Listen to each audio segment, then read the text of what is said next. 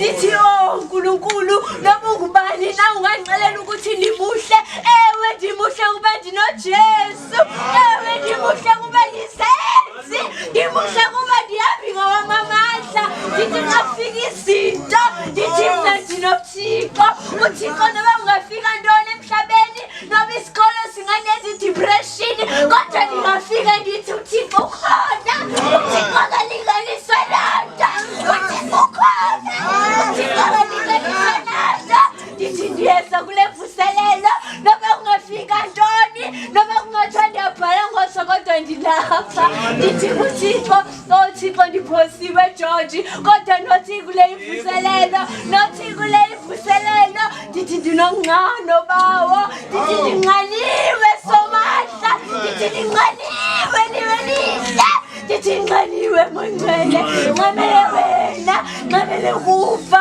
nqamele uconnecta nawe i-covenant yam nawe iyasebenza mongcwele i-covenant yam nawe iyanisebenzela mna iyanisebenzela mna kuba wafikela mna ndodwa wawungafikelanga umamamo umamamo kuwandiquqisa ecaweni kodwa nandingayiva le nto ngoku ndiyayiva le nto ngoku ndiyayilangaselela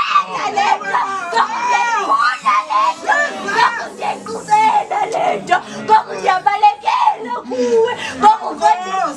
ngoku ndinayo uthetha nawe ngondiyakwazi uthetha nawe ngoku ndithi xa ndinewari ndithi uthixo ndithethe naye nini ndigqibele njalo uthethe nothixo wam ndigqibele njalo uthixo wam ndichweqhe ndiye kuye ndithi bawo ndikhona bawo ndisafuna bawo ndincinci ndinje le baby face ayithetha into phambi kwakho wena ubona into enkulu kum noba bangandibona ndimncinci kodwa wena wandifumana ndimncinci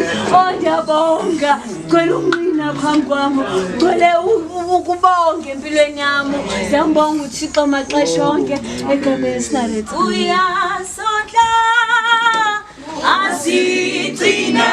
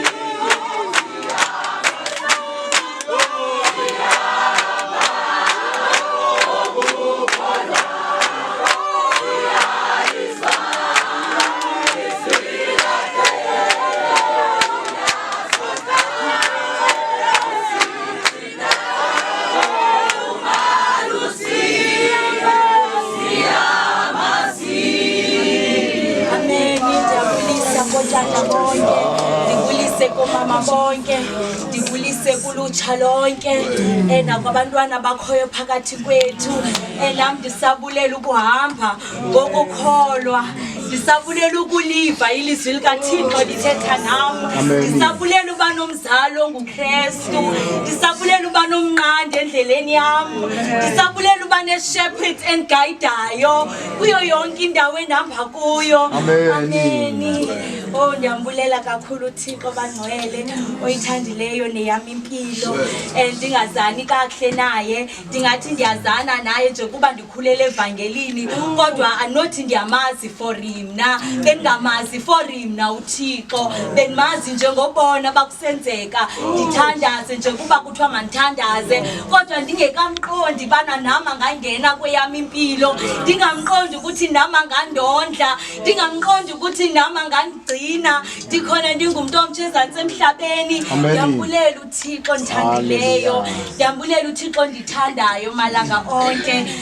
onke nje undibonakalisa ubukhulu bakhe zonke izinto mna ndenzela zona ndiyamangala ngoba undenzela konke okuhle maxa onke ndiyamangala ndithi ayibona naleni iyenzeka nale ingcango iyavuleka kanti inkosi wenu njani ndibonile ukuthi ngokuhlala nje kuThixo ngokuvuma nje ukuhlala kuye ngokumkhonza with intention yena uThixo uyakwenzela yonke iminqweno yenhliziyo yakho yena uyakwazi ukwenzela ngokuvuma nje ukuhlala kuye ngokuvuma nje ukwenza intando yakhe angabantu abatsha singahlala kuThixo sizawubona izinto zakhe ezinkulu you are never too young for ukholwa you are never too young for ukwamkela uThixo njengenkosi nomsindisi yempilo yakho you are never too young to be used nguThixo ngoba uThixo ufuna abantu azawubasebenzisa ngoba baninzi abantu phandle apha badinga uThixo kodwa akakwazi usebenzisa because asifuna usondela kuye kanti xa usondela kuye uThixo uyakusebenzisa ngendlela yakhe uzawuthi ubone ukuthi Nkosi yintoni ipurpose yami ondibekele yona ezantsi emhlabeni ngokusondela kuye uThixo ndiyambulela kakhulu uThixo ndithandayo ndiyambulela uThixo ondibonisayo maxa onke ukuthi this is your purpose yilento wena okufuneka uyenzile thetha izolo kwisiguqo besikuyo esikoleni enkuso kukho umthandazo phana endiye ndamjoyina wabantwana nje berezi yam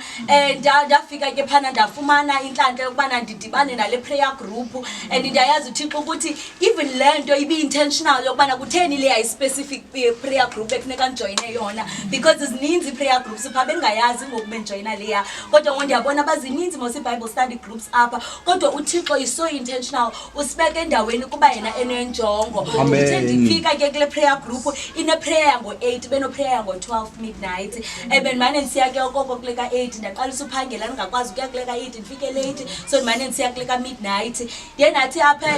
evekini phofu na sometimes kodwa yo ndonqena kodwa ukuya kule prayer ka12 namhlanje ndiyile mosikweka 8 ayonidi bana ndiye kuleka 12 but kubekho into engaphakathi ethi kubana ukwazi wena ungayi kunyanzelekile wena uye kuleka 12 ukuyothandazela abantu kaloku wena ungowami wena funeka uyomela abanye abantu abangakwazi uzimela abantu abangakwazi uthandaza abantu abangakwazi ucela kum abantu wena obaziyo abakude kunelizwi lam wena funeka uyothandazela bona ndibulela nje lo nto uThixo yokuba akwazi nje ubeka lo nto bana you have a duty ngoku unoxanduva le miphefumlo izawubuzwa kuwe bana wena uyelanga uyoyithandazela kuze nayo idifike ekwazaneni noThixo wena izawuba yi-guilt kuwe loo nto ndiyambulela kakhulu uThixo osathethayo nam ndikhona ndingumntomtsha osandifundisayo maxa onke osandinika ixesha naye maxa onke ndisabulela kakhulu kondliwa nguye ezintweni zonke ngandlela zonke nje uThixo uyanicanda uyaphelisa kwam ndisamcela uThixo ukuthi aqhubekeke nje akuphelise ndiqhubekeke ndisive ukonganyelwa nguye maxa onke Baba khuluma nami ndilale Baba khuluma nami ndilale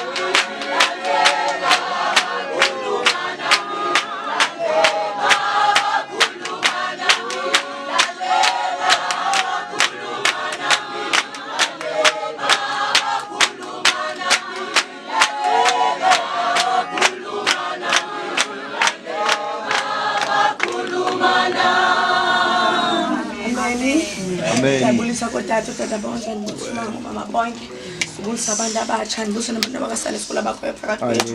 Ndiyambulela utata uThixo namo nenzele inceba ngale mina namhlanje ukuthi ndibe khona kule nhlangano yaseGrabo. Yazi evekini eqaleni Monday ndithi bana andizuba nayo imali yeGrabo, kodwa ndibonga uThixo oye walenza icebo. Owenza icebo ukuthi ndinami ndizokwazi ufikelela lapha kule ndawo yaseGrabo. Ngoba uThixo ibonile inhliziyo yami bendilangazelela kakhulu ukuba ndizohlangana nabangcwele, ndizova umfutho wabangcwele. Ndisamcela utata uThixo ukuthi ayigcine njalo impilo yami, andiphinde isakhalo yangaphakathi. Utata uThixo ngisekwindawo yaseStrand, ndihlala kude nekhaya, ndihlala nabantu endihlala nabo. Ndiyamcela ukuthi utata uThixo ukuthi abe khona njalo empilweni yami, ukuthi bandibone njengomzekelo phakathi kwabo, even though kuba kunzima la ukuphila indlela, kunzima la ukuphila lento yokholo, kodwa ndiyamcela utata uThixo ukuthi empilweni yami andenze ukuthi ndimele. Ndiyamcela utata uThixo ukuthi na kwisikole endifunda kwisikole endikuso, kwigroup yabantu endihlanganisene nabo, ndiyabulela ukuthi basayibona lento yokholo empilweni yami. Ndibulela notata uThixo ukuthi enqandayo ukuthi bana mandiye ku-associate nezinye incoko phakathi kwabo, ngoba ndiyambulela utata uThixo ngoba ezinye incoko ziyamdyobha umntu. Uthe kushunyayela ndikwenye kuthiwa ushunyayela lapha evekini kwathiwa bana funeke thina sigcine incwadi yomthetho esiyinikiweyo singavumi ukuyidyobhisa. Ndiyamcela utata uThixo ukuthi le ncwadi andinike yona nam ukuthi ndingayidyobhi. Ndiyamcela utata uThixo ukuthi endleleni yami yokholo ukuthi ahambe nam njalo. Ewe kuba nzima ndizive ndiphelelwa ngamandla, ndiqonda le nto ayindifanelanga mna, le nto inzima, le nto inabantu bayo. Xa ndibukela abanye abazalwane ndibona yabona lo mzalwane iyamphila, kodwa ndicela utata uThixo ukuthi nami empilweni yami ukuthi bana ndingajonga abasecaleni kwam kodwa ndimbalekele, ngoba utata uThixo has a purpose for everyone. Ndiyamcela utata uThixo ukuthi azibonakalise empilweni yami. Ndicela utata uThixo ngicela ukuthi bana noba yinto endiyenzayo ndimfake abe khona, ndingazihambe ngawama amandla, ndisekhona eMzantsi emhlabeni, ndisengumuntu omtsha. Ndiyamcela utata uThixo ukuthi andiphe uquqele endlini yakhe, andiphe ukuthi ndifuna ukwenza intando yakhe, ndingafuni ukuziphathela ngokwam. Ndiyamcela utata uThixo ukuthi mongcwele andenze isidalwa esitsha empilweni yami. Ndiyamcela utata uThixo ukuthi bana kuyo yonke le journey yami, kuyo yonke like yonke into yami endiyenzeka ebomini bami ukuthi abe khona. Ndiyambulela utata uThixo ukuthi andiphe uxolo enhliziyweni yami, ukuthi bana noba abantu bayazibhekelisa kuwe, there is a purpose of abantu ukuzibhekelisa mhlawumbi kuwe. Ndiyambulela utata uThixo ukuthi empilweni yami ndithe ndafikelela kwindaweni yoxolo yokuba ndibaxolele oodaba bam empilweni yami, because I feel like bandela waba yinto yonke manje ndizibuza ukubana ingaba yintoni le yenze bazibhekelisa. Kodwa ndibulela nabantu emane ndithetha nabo mane besithi bana no, maybe there is a purpose oba bezibhekelisile, kodwa wena mhlawumbi there is wena mhlawumbi awuziboni. Ndithe ngenye igame ndikwinkonzo yenhlambuluko wathi uthatha benhlambulula kuye wathi bana mhlawumbi ngamanye amaxesha thina we don't see ourselves basine pride, kodwa ndaphinda ndazibuza ndithandaza ubana ingaba Thixo le pride ndinayo mhlawumbi if ndine pride yi-pride endinantoni, ngoba khona into ingcono endinayo ebomini bami. Kodwa ndiyambulela utata uThixo ukuthi bana empilweni yami ndiphiwe inkonzo yoxolo, ndingangange ndibe yitapeti kwinto yonke endleleni yami, ndingavumi uqhankqalaza empilweni yami. Ndivumela uThixo ukuthi yena asebenze ngokwakhe empilweni yami. Amen. Uhlala kuwe Jesu, uhlala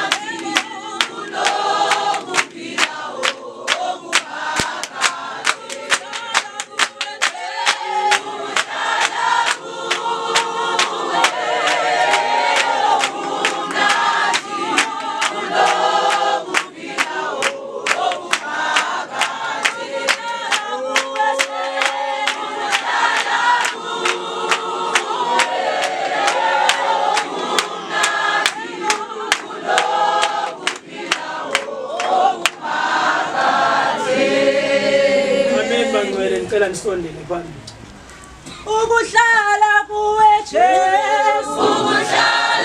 kuwe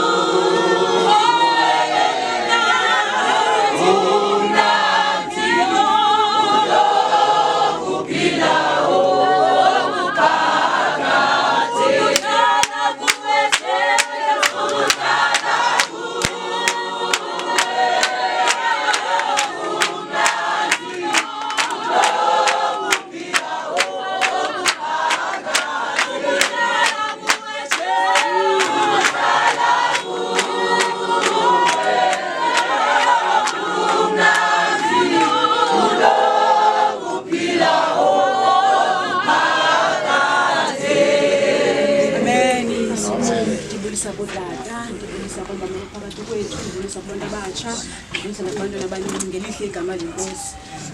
Abangandazi igama lam ndingu-Andiswa Wabawana, ndisuka kwiseketela yaseCape Town. Nam bandinola kuvuma ukuthi ndihlale because kunento engamileyo ngaphakathi kum engayamkeliswayo. Ndiyambonga uJehova omthandayo umntu. uJehova uyamthanda umntu, uJehova uyamnakekela umntu. Umhle uJehova. Just istory lesincinci nje ndikhumbula bengisanothena 22 years ndakhulelwa bazalwane nanomntwana. Nandikhula ndingumuntu childish. I was very childish. Yonke into nje bendiyenza ndidlala, yonke into nje le ibingena meaning. Usathane ecinga ugqibile because I was childish ngela xesha, but uJehova waqala begina a new sentence ngobomi bami. Wafika uYesu nabo yami impilo. Wafika ndingazi nami, wafika nami wandida ngoba ungadida. Wafika wayibhida ingqondo yami, ndathi kwenzeka ntoni kum. Ndikhule ndingumntana ekhaya salo siba yi4 but ndi third born. Ndingoyena udifferent kubantu basekhaya because ndathanda uzinqema, ndathanda ukuba ndethu bencinga kunengxaki okanye mhlawumbi khona lento. Ndabona uba anamani ndiyakhutshwa ezintweni kancinci kancinci. uJehova nje mnandi uyandisusa nje ngendlela yakhe nami engayaziyo. Ndiyambonga usho, ndiyabulela uvuma ukulawulwa nguJehova. Akululanga ulawulwa nguJehova because liyathetha ilizwi but uya-ignora, especially xa umncinci uvele uqonda uba hayibo ndimncinci nje, izinto ezomhlaba zihle zindifanele nje, ngotheni mina ungazuzenza. uJehova afike alawula impilo yakaXeba, no le uzawuyenza, lena uzawuyenza sungqanga, uzokuhamba nami. Ungafake, yenza ngendlela yakho, hamba ngalamandla ndizakunika wona. Ndibulela uhamba ngamandla endinikwa nguJehova, akho lula ukusindisa umncinci, zininzi izinto. Ndakhulelwa ndimncinci mina bazalwane, kwakunzima because ndandihlala esikolweni, ndakhulelwa ndisesikolweni. Ndagula ngendlela esisimanga. Utata uStoke uyandazi ndikhule ndingumuntu othanda ugula. Ngamanye amaxesha babe bakhona ekhaya benobhuvuyo xa ndigula bayayazi nje into yami yokhula, ndikhule ndithanda ugula. Ndagula ngendlela esisimanga abangcwele, ndikhulelwe ndisesikolweni ndifihle abazali inkosi andisoyika ndiqonda ngaphezu koba ndisoyika abazali but ndoyika kwa uThixo lo, ndoyika kwa uthandaza oku, ndiqonda ndizayithetha nabani nale nto. But yafika into yathi hey thandaza, thetha nami, ndikhona mna maxesha onke kwindawo zonke. Ndathandaza, asaye ndithethe kakhulu kwahla njengembezi ndiqonda ndizayithini le nto ebazalini. Lahamba ixesha ndangenxa yogula ahethu uba ndithethe ndicommunicate ndichaze ukuba mama ndiyagula. Utatama akakholwa, utatama akahleki yonke into ke. Ndaqonda okay ndizawuthinda qhamuka okay mama ndiyagula ngiphila ngoba mama akubuya funeka ubuyile. Ndathi ndingena emnyango utatama nje wakayi-1 wathi umse kaGqekho uchekishe yonke into. Akaguli nje kukhona into off. Ndaqonda azange buhle ubuthongo bazalwane because ndandisoyika. Emva koko bathi izezola lapha kuthi, ngena apha siphakathi lapha kuthi uyagula uguliswa into esikolweni. Ndaqonda ndiphelelwe zinyani. Ngengomsasavuka nomama msamba saya kwaGqekho nyani yavela into uba ndikhulele ndiqonda apha ngaphakathi lihlelela xhala lokoyika but ke ngoku uzawuthini ngoku, ndizawuthini ngoku. Ndamcenga uJehova again abuyela kuye because ngoba abazali banga-understand abakathini but into lapha ngaphakathi kuwe iba kuwe. Ndamcenga uJehova ndathi baba ndikhandipholise nami, ewe ndibonile but ngicela udlula. Ewe akuzuba lula because ndingumcenga umntwana ndisaqeqeshwa ndisaphethwe. uJehova waphendula, uJehova wakhona. Kwakungakhulula but kwijeni yami yoba ndikhulelwe ndimncinci zange ndibe ndodwa.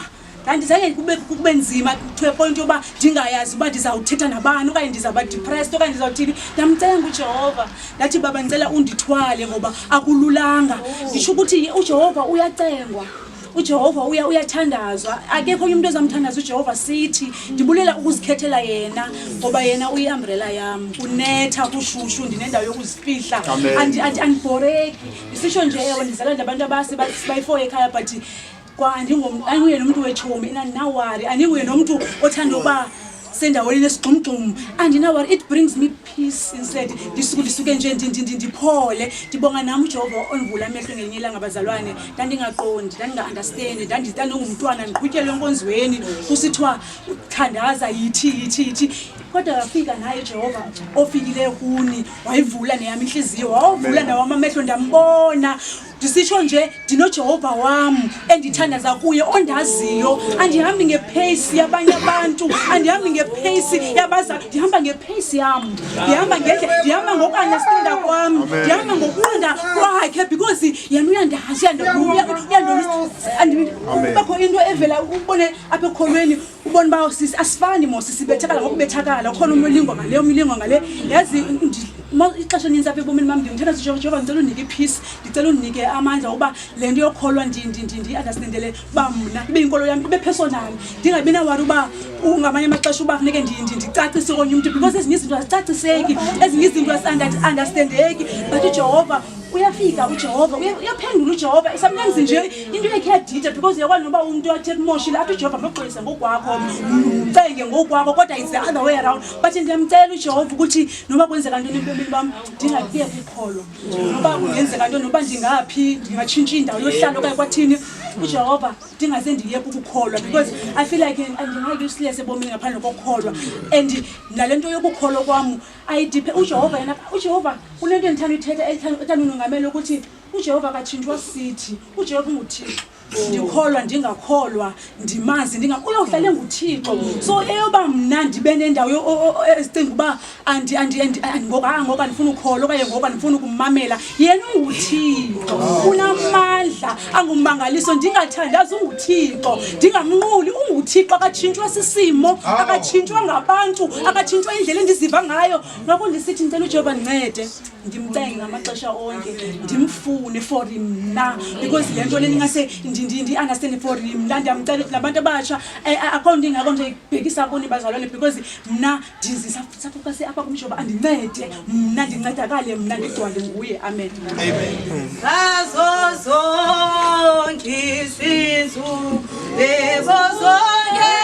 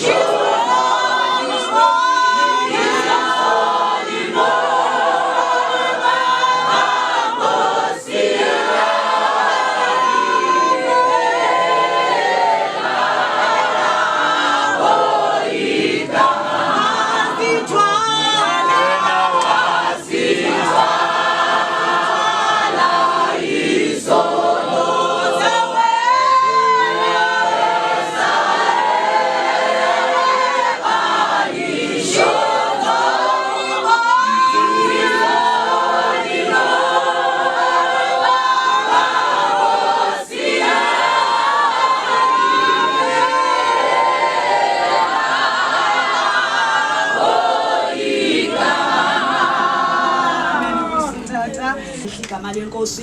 kodwa ndibulela ukuhamba noYesu ngehla igama lenkosi ndikhona ndingumuntu omtsha ndibulela ndikwazana ndingamlahli ngehla igama lenkosi ndingamjikeli ngehla igama lenkosi noba sezikhona imeko zifuna uba mandimjikele ngehla igama lenkosi kodwa ndiqine kuye ngehla igama lenkosi ndiyayibona ngehla igama lenkosi ndiyayibona into ebangela uba mandize kuYesu ngoba yena uyangcina endleleni ngoba yena uyazibonakalisa endleleni ngehla igama lenkosi nawe ungumuntu omtsha ngehla igama lenkosi ekumnandi phandle ngehla igama lenkosi zonke izinto zimthebelele ngehla igama lenkosi ingathi ungenza ngobumtsha ngehla igama lenkosi ingathi ungaziphilela ubutsha ngehla igama lenkosi kodwa uYesu engekho ngehla igama lenkosi especially ngethina ngehla igama lenkosi uthi usazana noYesu usathi ufuna uziba ngehla igama lenkosi kusuke kube khaka nje ngehla igama lenkosi nanku uYesu ngehla igama lenkosi singabantu abatsha ngehla igama lenkosi nanku uYesu uyakwazi ukugcina into omtsha uyakwazi ukugcina intombi ngehla igama lenkosi ingabi nasithukuthezi ngehla igama lenkosi yazi soloko kusitsha wena oko weekend na weekend uthi uya ecaweni ngehla igama lenkosi yindawo endiziva ndi-at home ngehla igama lenkosi ndivi peace ngehla igama lenkosi ngoba ndizendaweni endiyithandayo endaweni endikhululeka kuyo ngehla igama lenkosi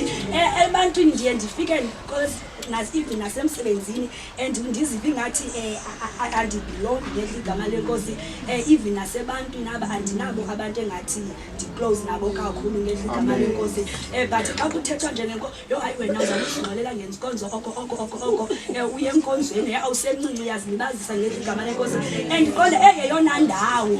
endizifilayo ngehla igama lenkosi eyona ndawo endikhululeka kuyo ngehla igama lenkosi eyona ndawo endiziveza ubumna ngehla igama lenkosi ukhona noYesu ngehla igama lenkosi nami undincedile ndikhona ndiyintombazana ndihamba noYesu ngehla igama lenkosi undisindisile ngehla igama lenkosi ndikhona ndiyintombazana ngehla igama lenkosi uyiqoqile yami impilo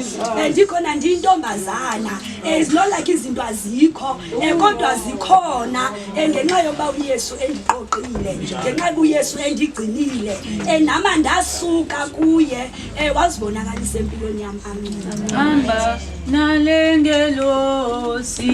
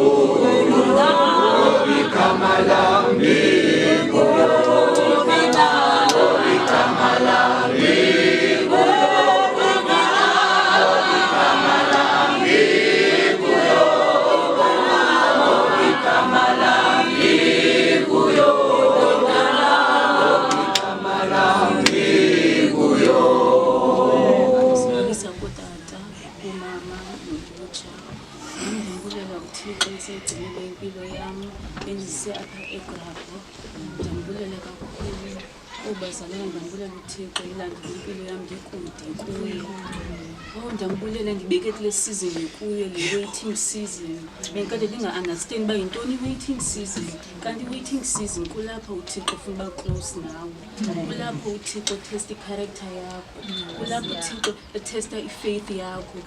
nakule season ndikuyo usenguThixo ndiyambulela uThixo noba akakaniki lo msebenzi ndimfunayo but ndiyambulela usenguThixo nangoku uThixo othethayo uThixo omtshintshayo umntu okudala ndifuna le nto kudala ndinqanele ndibona abantu ndithi ufika nini ndiyambulela yebo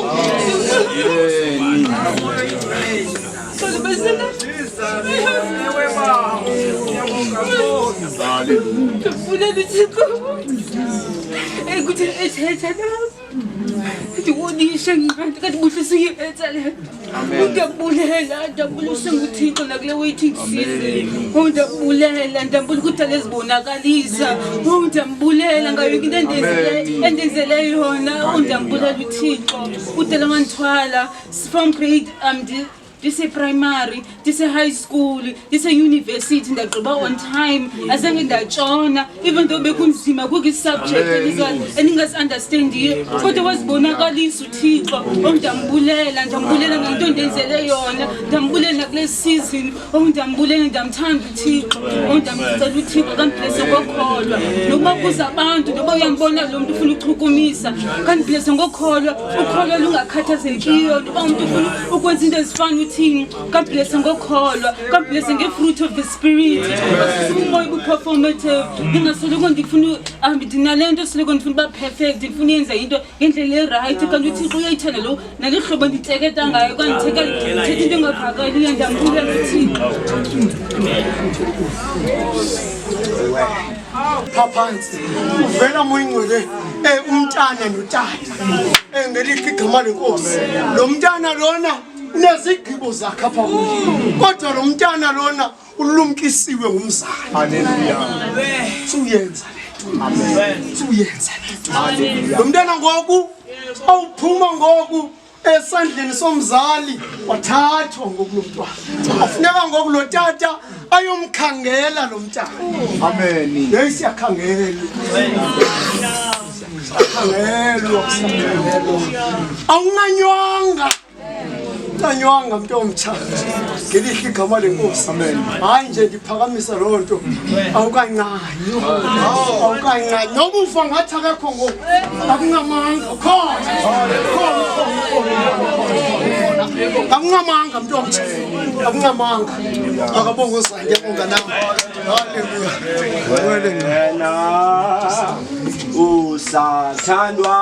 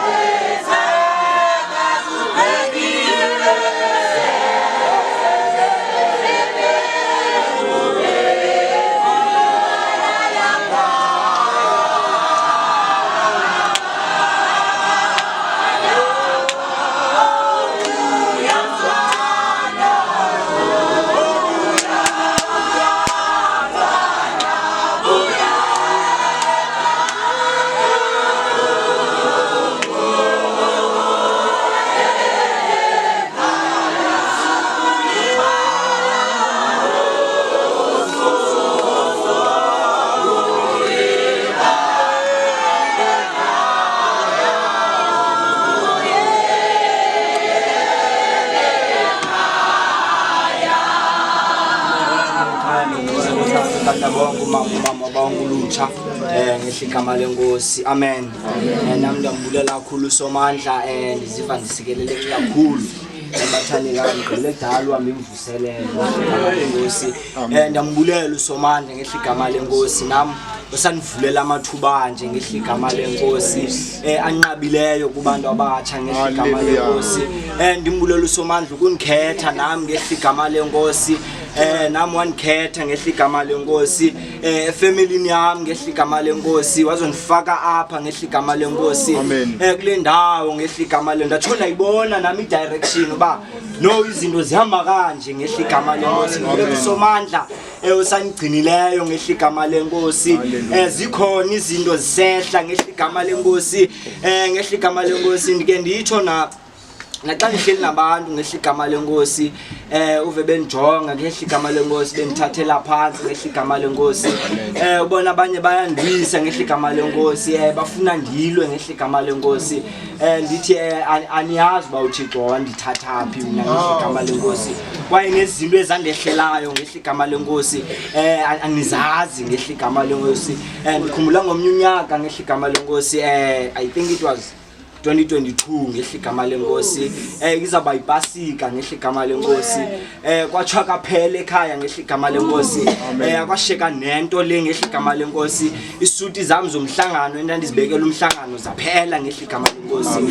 kodwa uSomandla wavula ngehligama lenkosi wazibonakalisa empilweni yami ngehligama lenkosi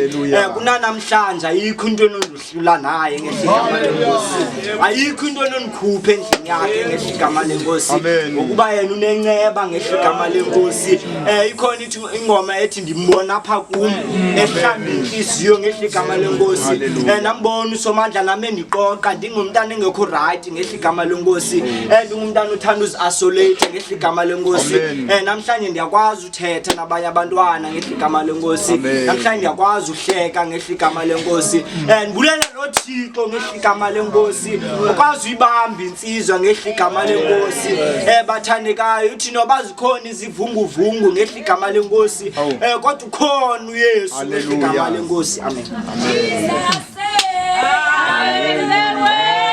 Jesus said, I am the way.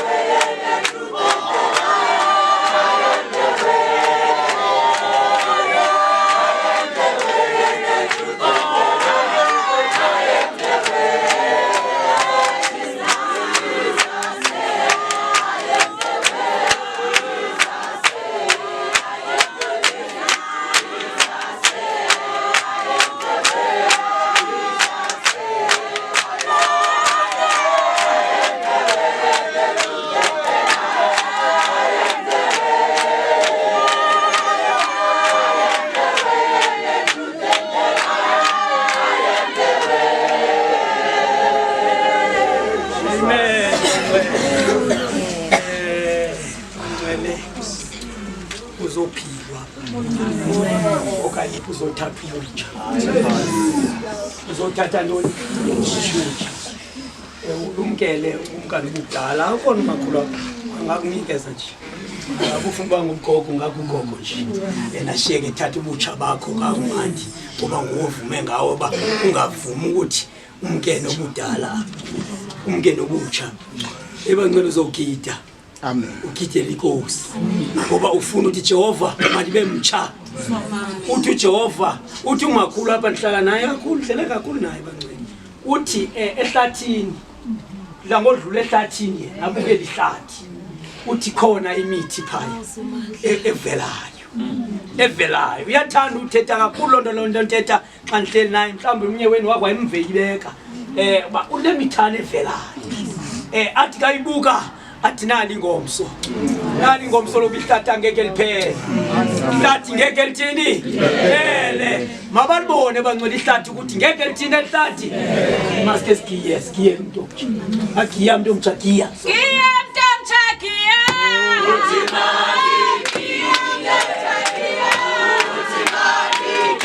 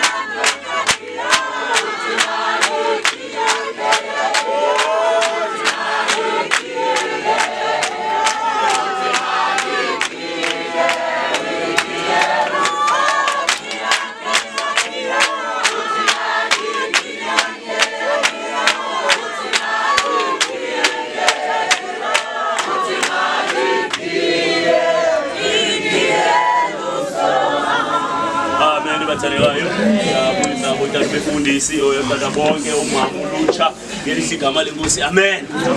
Siyabonga abathandekayo uJehova usivulele ithuba lokuba sihlangane ngelihle igama lenkosi amen. Besikade sithandaza abathandekayo sesikhona ngelihle igama lenkosi uzube khona nawe ngelihle igama lenkosi amen. Ngoba abathandekayo xa senza into engekho lilizelo there's no use ngelihle igama lenkosi ukuba senze into bathandekayo engekho ngelihle igama lenkosi amen. Siyambonga ke uJehova bathandekayo esithwele kwindawo ngendawo bathandekayo besaludibana ngoke George ngelihle igama lenkosi kumnandi ngeyona ndlela emangalisayo safika nathi eseketheni sachazela abantu ukuba ingane iphosi lena ngoba into bise George ngelihle igama lenkosi bimnandi ngendlela emangalisayo yenzani isho ukuthi leni imvuselelo ingane iphosi ngelihle igama lenkosi amen. Ndimnandiswa na ilento ilapha eGrapho bathandekayo ngelihle igama lenkosi amen. Kukaninzi bathandekayo nami ndifumana ithuba lokumane ndisiza apha eGrapho ngelihle igama lenkosi amen. Ndikhumbula bathandekayo sizinsizwa kwathiwa insizwa masikhe zohlangana lapha eGrapho sizowuthandaza nje sizinsizwa bathandekayo babe khona otata ngelihle igama lenkosi babe khona noko tata siqhela uhamba nazo sizinsizwa kodwa sazizinsizwa nje bathandekayo ngelihle igama lenkosi amen. Yayimnandi lonkonzo leyo andilibali ngelihle igama lenkosi amen. Ndava izinto ezimnandi ngelihle igama lenkosi amen. Izinto ke zalapha kwaJehova awunidi ukuzichaza uba ibimnandi ngokuba ibe kutheni ngelihle igama lenkosi amen. Wena bulela nje obubumnandi ngelihle igama lenkosi ungakwazi ukuchaza sibonga nje obubumnandi sihamba nje sikhangela obubumnandi ithi into amen ithi bathandekayo noba lihlangene phi ukhangela ba upho obubumnandi iphila nje imnandi ukuba ihlangananga bese ingahlangenanga uJehova bengekho ngoba ngoku sesikhangela nje nanti imnandi ngoba siphawule ukuba lanti imnandi ifika noba utata bakhula bekho ngelihle igama lenkosi amen.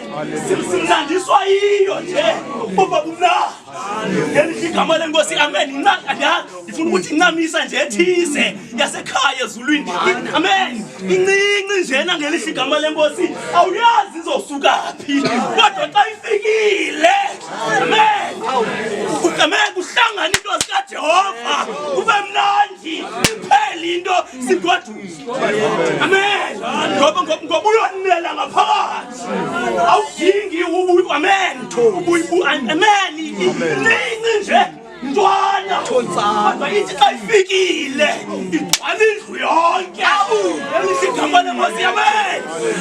Sifuneka loo sifuna loo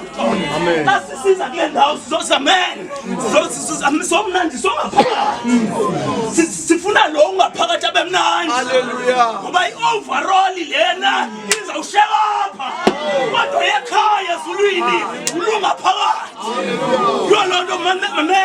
asihlangana sosongeza lungaphakathi abenamandla ngoba kuza umhla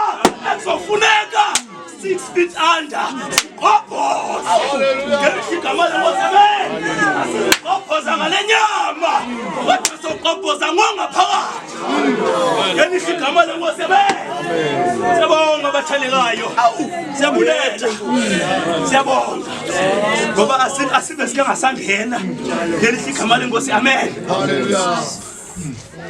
inoba i-milestone yokuqala yoba ungene kulamnyango iqonda lonto leyo uthi hayi ngene ngelisigama lenkosi amen uthi hayi final udala ndisiza ndizama ngelisigama lenkosi udala kodwa ndithetha ngena ngelisigama lenkosi amen noba ke ndiyayibona noba i-milestone yokuqala leyo into yokuba ude ungene ube khona nawe phakathi kwabangcwele ngelisigama lenkosi amen uye xa ubungenile ke ucinga ufana uba hayi ndingenile unumber 1 lowo ngelisigama lenkosi amen uthi xa usomngenile uhleli ubona uba thini bendisekude kakhulu ngelisigama lenkosi amen ndisemva kakhulu nangoku ndingenile ndisengumgqutsu ezikhona ilevele ekumele ndifikelele kuzo ngelisigama lenkosi amen uzibona uba hey ndisekude mandizame intoni eyenziwayo apha intoni engayenza sifane nala madoda abeshumayela bathandeka esitratweni ngelisigama lenkosi amen uthe intoni engayenza ukusindiswa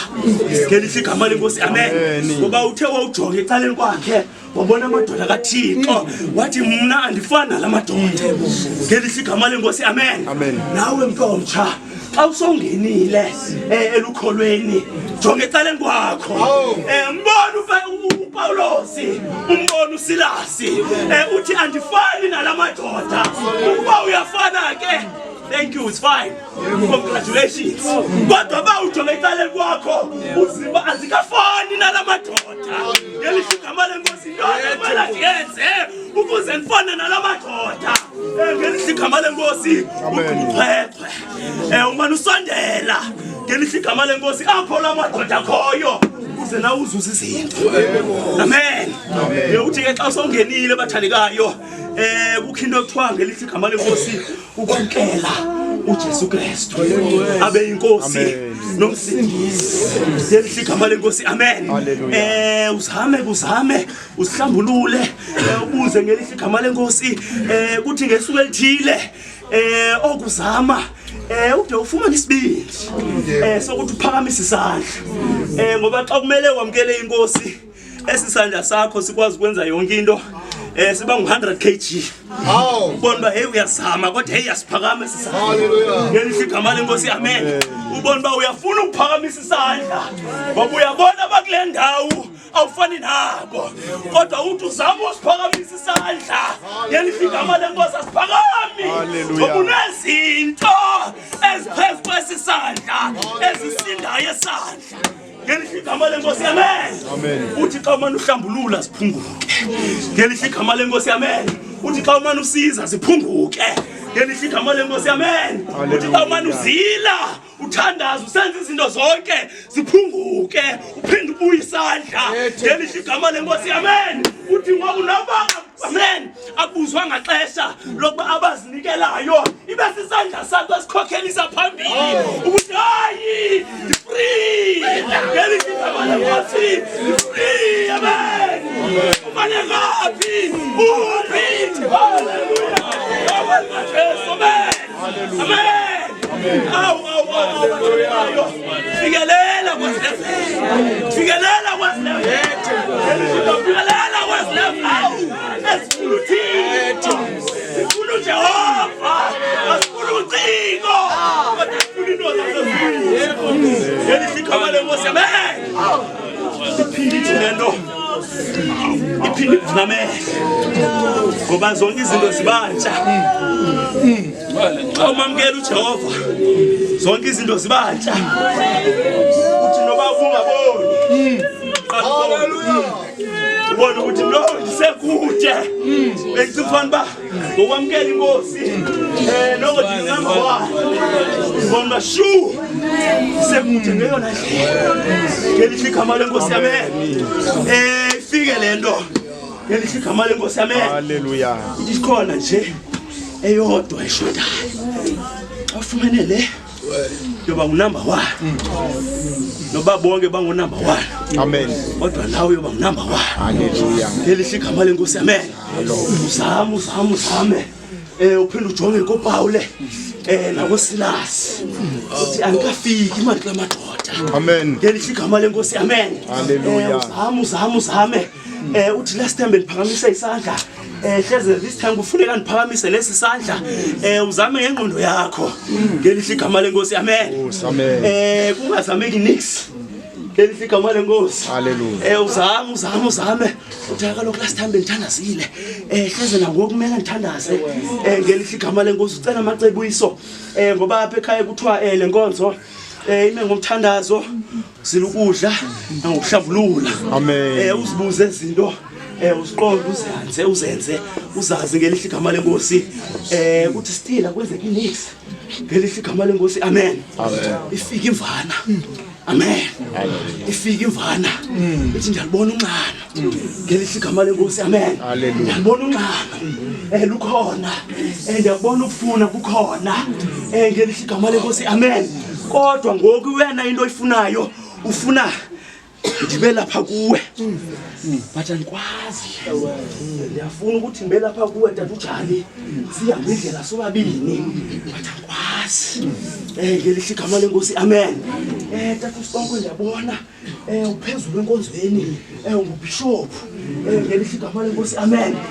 Ndiyafuna ukuhamba nawe but andikwazi ngelihle igama lenkosi amen. Mntana omncinci ngelihle igama lenkosi ndiyakubona uyabamamela abazali wenza yonke into ngokwemithetho ndiyafuna ukusondela ecaleni kwakho ndikuphokozele ezezulu but andikwazi ngelihle igama lenkosi amen. Ithi mvana kushota nje into enye ubunyulu kushota nje into enye ubungcwele andikwazi ukuba ndisondele kuwe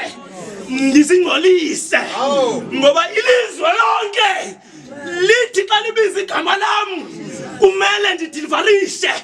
ngelihle igama lenkosi amen. Ngoku xa ndizisondeze kuwe ungcolile loo nto leyo indiphuca amandla.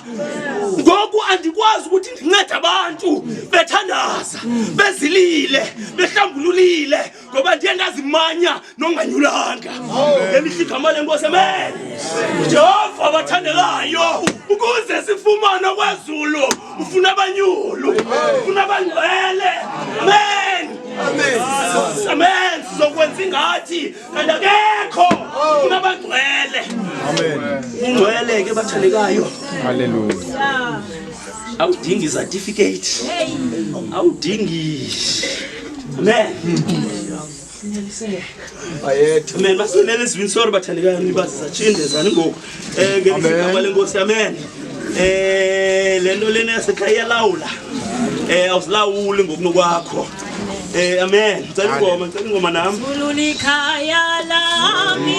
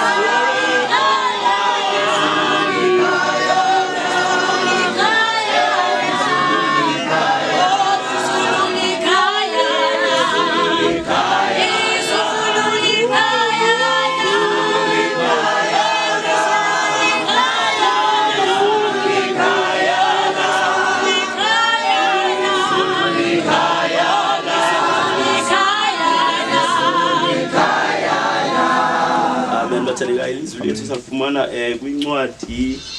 yezenzo chapter 19 uverse 2 angibamde bathandekayo sobamfitshane ngeyona ndlela ngelihle igama lenkosi amen message nje bathandekayo endiza nayo ngelihle igama lenkosi ngoba ikati inhlezi nase unity ndibangabheka ngapha yana inkethi ihamba kule line nasebatheni ndibaya ngapha nangapha inkethi ihamba kule line ngelihle igama lenkosi ndingabanga ngaya ngapha yana ndida ngizoshumayela kwelinye unit okanye kwenye indawo inkethi banye ngelihle igama lenkosi amen phambufunde uThixo bathandekayo ukhupha amaSirayeli eJiputha xa ewakhupha amaSirayeli bathandekayo ubanika umthetho ukuthi ngoku nizohamba ngaleni imithetho nizakwenza kanjena ukuphila ngoba ngoku ningabantu bami yanibanga indlela ebenisenza ngayo nitena ngene eJiputha nafana namayiphutha kodwa ngoku ndinikhuphile ndifuna nenze ngalendlela yami ngelihle igama lenkosi uqonde bathandekayo ubuserious bayo lonto leyo kuthiwa uMoses wabizelwe entabeni eyohlangana noJesu okanye eyohlangana noThixo ukuze babhale lemithetho bayibhala ke bathandekayo kwi-scrolls itablet ukuthiwa itablet ngelihle igama lenkosi kuthiwa xa esihla uMoses uhla bathandekayo amaSirayeli sewenza into zawo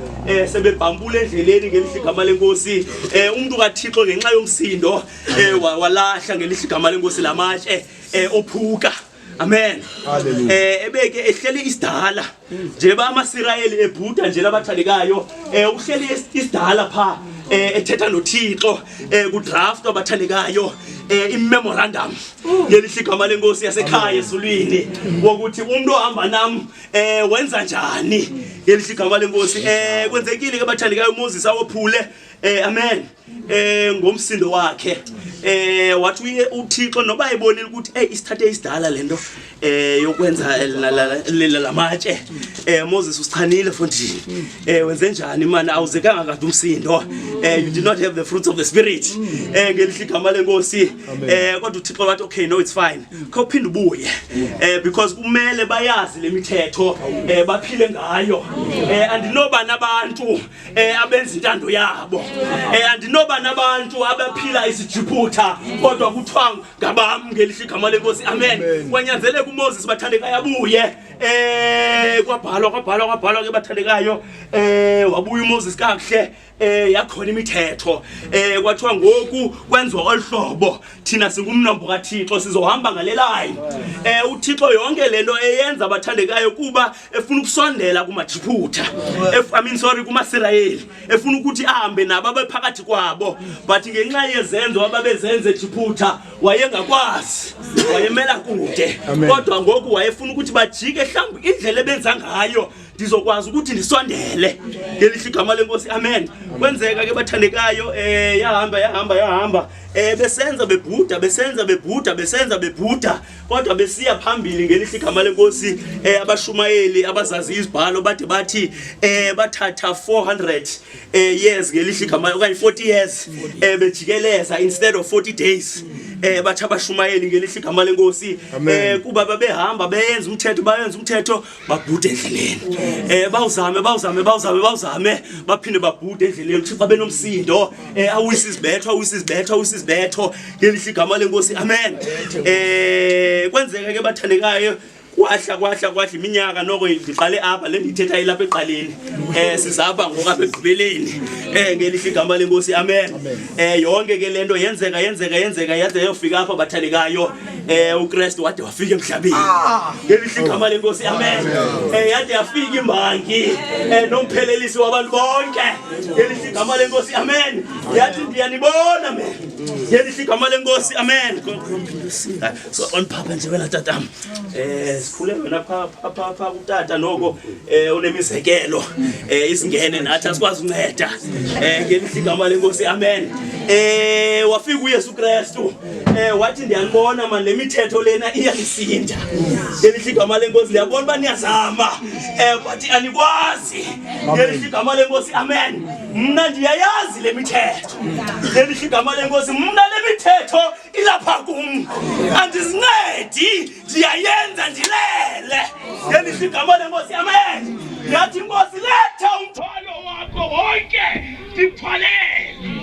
usawugqiba ndithwale nawe ngelihle igama lenkosi amen wayenza uJesu lento bathandekayo ehamba namadoda ayi-12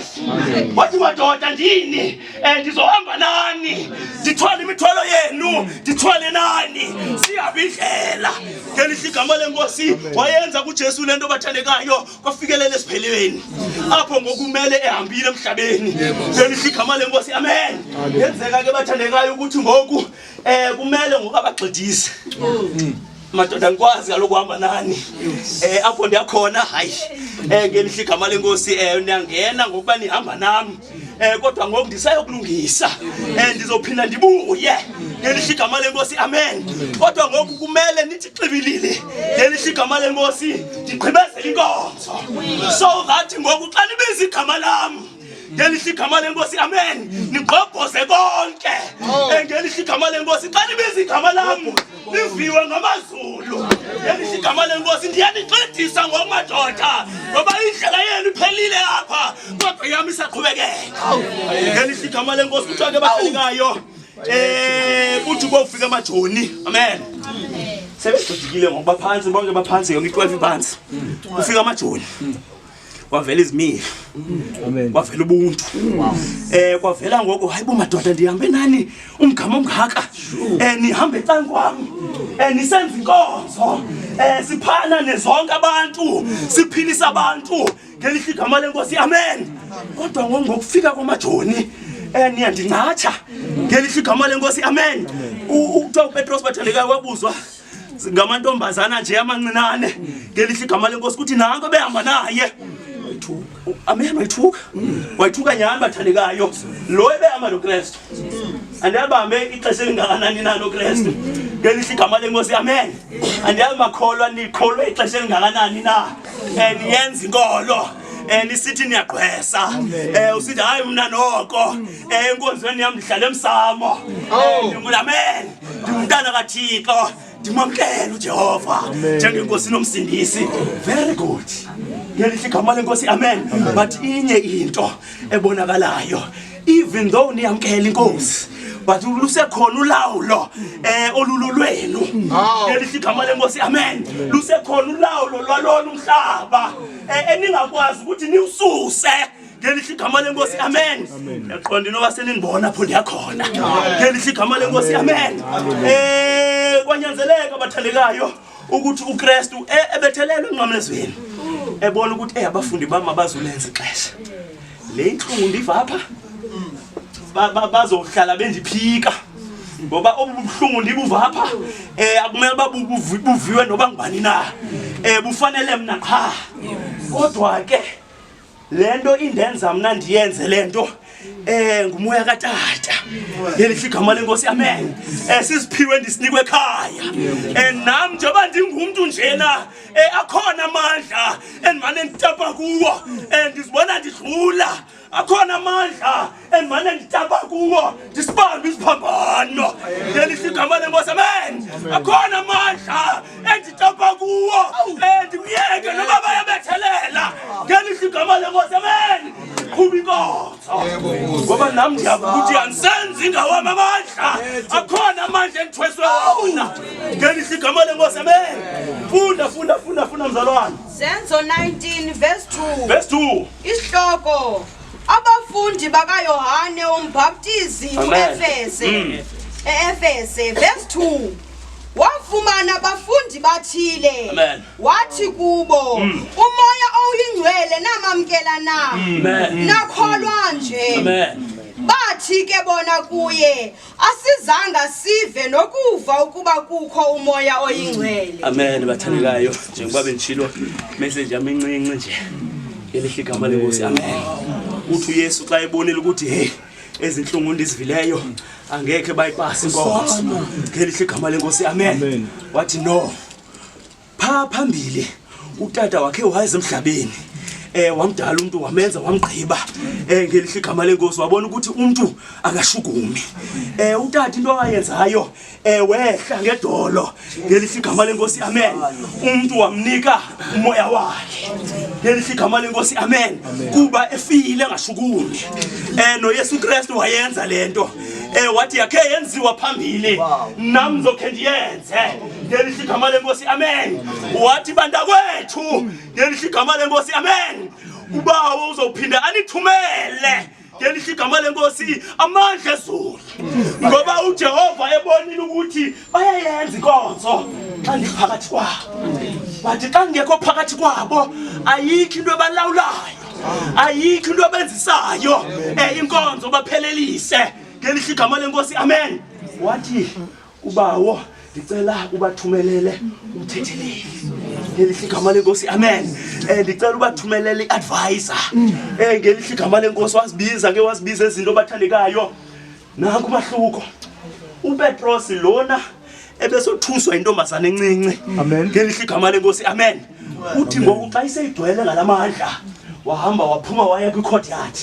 ngoku kugcwele amajoni aphethe inkempa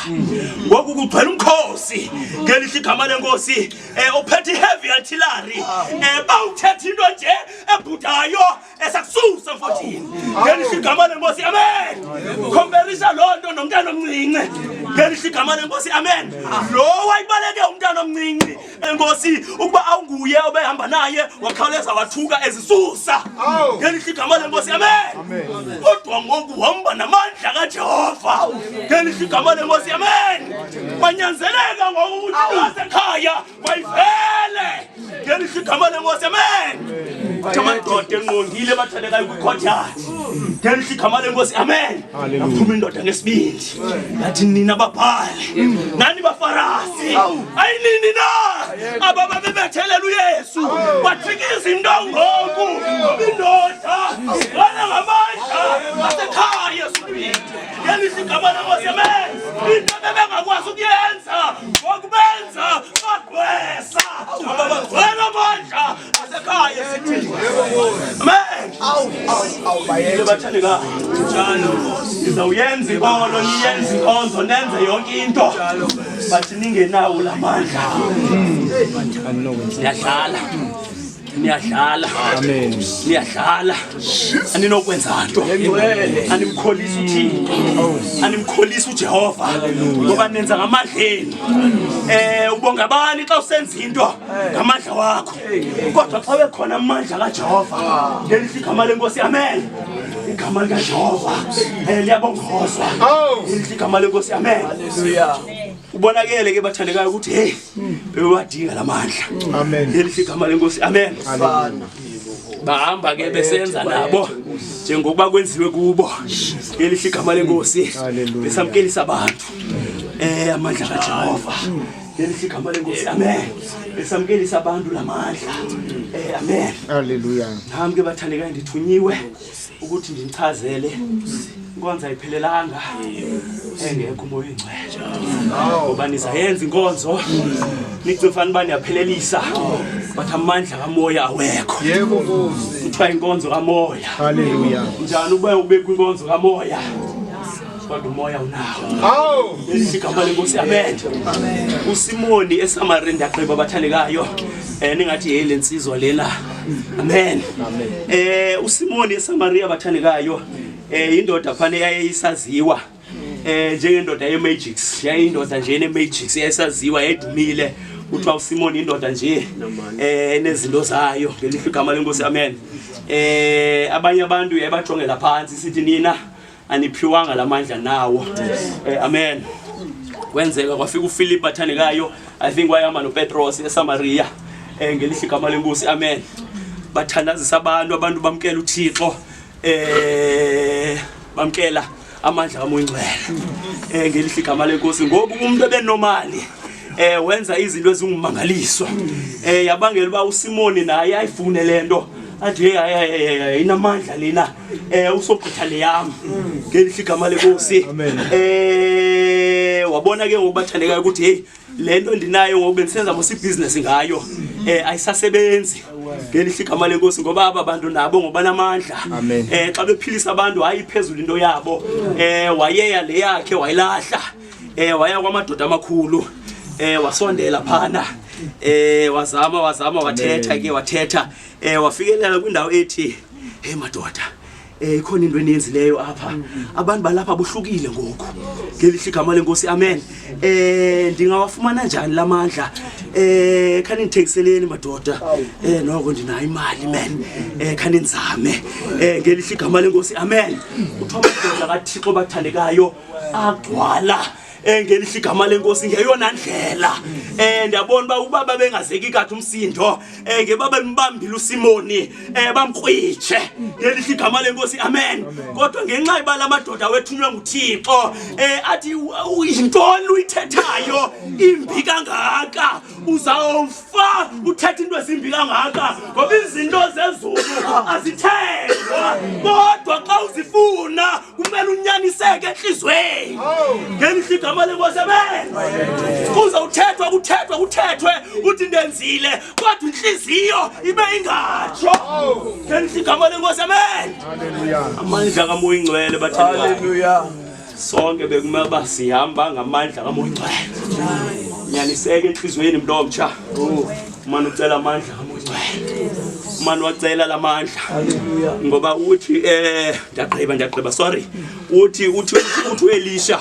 ngelihle igama lenkosi uhamba noGehazi uGehazi ukhona apho moshwe khona ngokuyafika usula umlomo wenza kahle phambi komaster uthi awazi Gehazi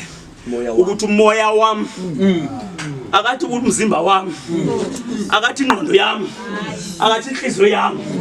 uthi umoya wami ubukhona ngelixesha usenza into engekho ngelihle igama lenkosi amen wacaca ukuthi bathandekayo inkonzo uElisha